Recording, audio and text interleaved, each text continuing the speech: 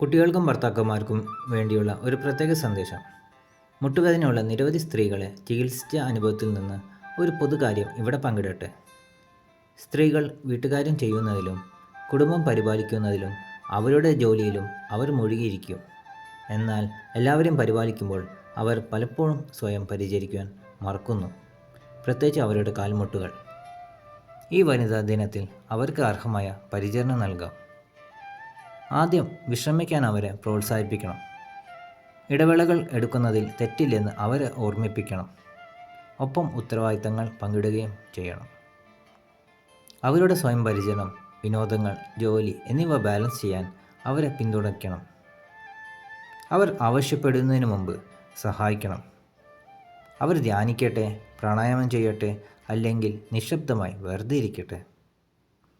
കുറഞ്ഞത് 7 മണിക്കൂറെങ്കിലും അവർ നന്നായി ഉറങ്ങുന്നുണ്ടെന്ന് ഉറപ്പാക്കണം. ജോലിക്ക് മുമ്പ് സ്ട്രെച്ചിങ് വ്യായാമങ്ങളും യോഗയോ ചെയ്യാൻ അവരെ പ്രോത്സാഹിപ്പിക്കണം. അവരുടെ സ്വപ്നങ്ങളെക്കുറിച്ച് ഓർമ്മിപ്പിക്കണം.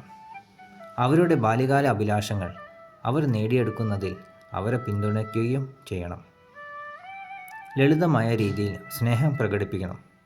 ഒരു ദയുള്ള വാക്ക്, ഒരു ആലിംഗനം, അല്ലെങ്കിൽ ഒരു ചെറിയ പരിചരണ പ്രവൃത്തി എന്നിവ വലിയ മാറ്റമുണ്ടാക്കുന്നു. അവർ നിങ്ങളെ പരിപാലിക്കുന്നത് പോലെ അവരെയും പരിപാലിക്കണം. ഇത് പരീക്ഷിച്ചു നോക്കൂ. നിങ്ങളുടെ അഭിപ്രായങ്ങളും പങ്കിടുക. വനിതാ ദിന ആശംസകൾ.